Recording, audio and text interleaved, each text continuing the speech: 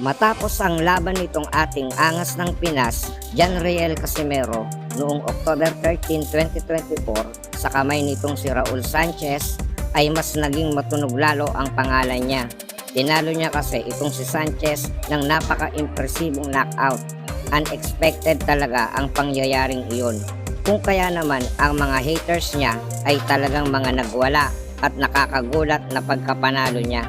Dahil nga dito, sa pagkapanalo niyang ito, uminit lalo ang usapang Casimero laban kay Inoue. Ito kasi yung matagal nang inaabangan ng mga fans ng boxing. Pero umalma agad dito ang JBC o Japan Boxing Commission dahil nga daw sa pangyayaring overweight limit nitong si Casimero ay nadismaya ang mga komiting Hapon nito. Nangyari na rin dati ang senaryong ito sa boxer na si Maloney.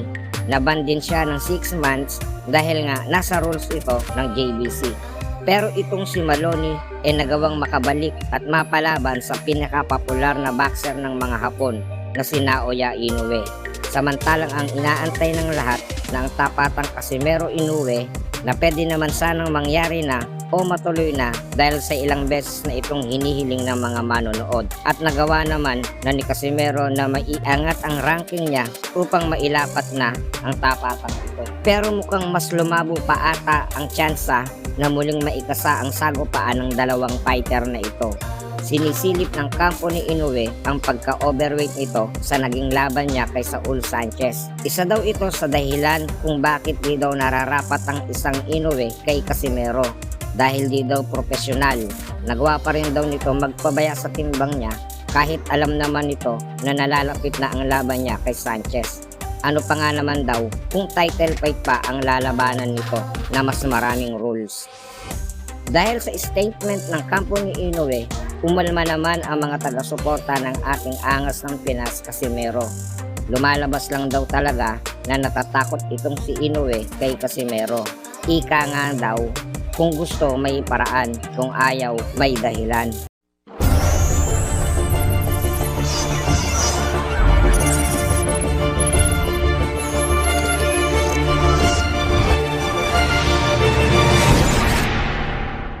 Inoue! Yeah, the real Inoue! monster, baby, the real Come on, monster. man!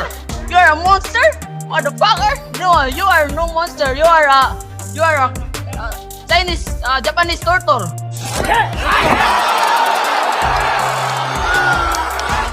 You're a monster, man. Inoue scared me. Wow, motherfucker! Come on! You next! Sa latest interview nitong si Casimero, mukhang sinumpong na naman ng kayabangan. Katakot-takot na murat panlalait na naman ang mga salitang pinakawalan nito para kay Naoya Inoue para matrigger na ito na palagan na ang hamon niya. Strong the snake. Chill. Yeah, I'm surprised because I think my prediction is a one hit. Maybe you know I'm strong, man. Inoue! Yeah, the real monster, baby, the real Come on, monster. man! You're a monster? Motherfucker! No, you are no monster. You are a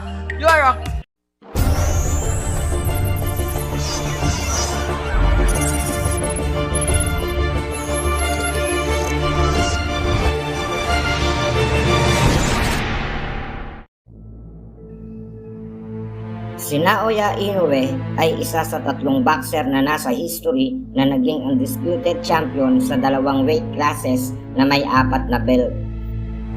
Isa yan sa dahilan kung bakit ang mga top contenders na boxer ay gusto siyang labanan. Iyan nga ay dahil sa meron siyang mataas na presyo. Manalo o matalo, sigurado na ang pagyaman mo.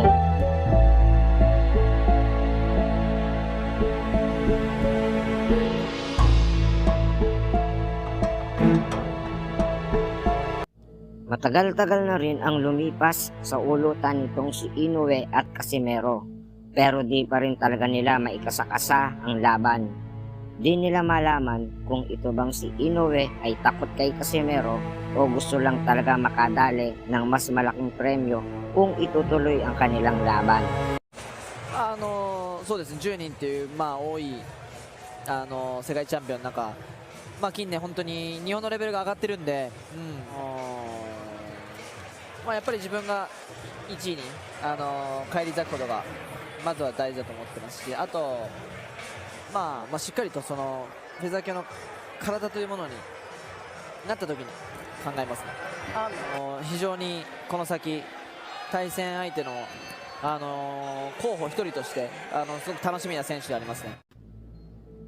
Kung kaya sa social media ay kung ano-anong meme pictures ang ginagawa dito dahil kahit maging sila ay naguguluhan kung ano ba talaga ang tunay na dahilan nitong si Inoue kung bakit ayaw niyang labanan itong si Casimero.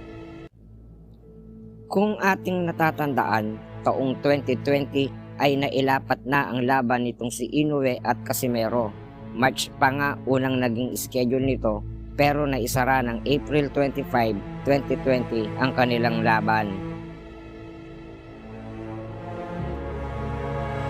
Nung panahong ito, si Inoue ay kasalukuyang IBF WBA Bantamweight Champion. Mayroon siyang 19 na panalo at 16 dito ay knockouts. Samantalang si Casimero ay mayroong 29 na panalo, 4 na talo at 20 dito ay knockouts. Ang laban nila ay dapat nagaganapin sa Mandalay Bay Resort and Casino sa Nevada, Las Vegas. Ngunit itong si coronavirus ang naging sagabal sa nag-aalab na paghaharap ng dalawang boksingerong ito. Naantala ang sagupaan ng The Monster ng Japan na si Inoue at ang angas ng Pinas na si Casimero dahil na-i-declare ang biglaang pandemic sa buong mundo sanhi ng coronavirus o COVID-19 taong March 11, 2020 na nagmula pa sa Wuhan, China. So, ito yung naging dahilan kaya kung bakit di natuloy ang kanilang laban.